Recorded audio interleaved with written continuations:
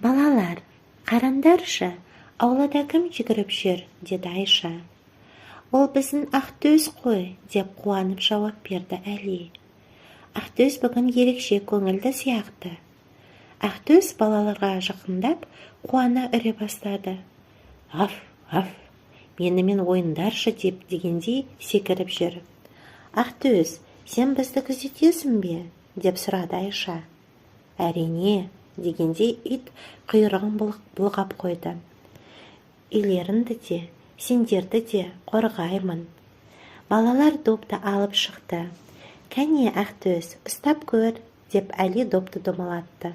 Ақтөс лезде жүгіріп барып, мұрнымен итеріп қайта келді. Қарашы, қандай ақылды, деді Айша. Ол тек ойнамайды, бізді жақсы көреді.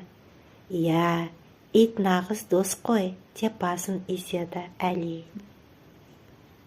Ақтөс балалардың қасына келіп, тыныштала қалды. Ваф, мен сендермен бірге болғаныма бақыттымын, дегендей көзін жыпылықтатты.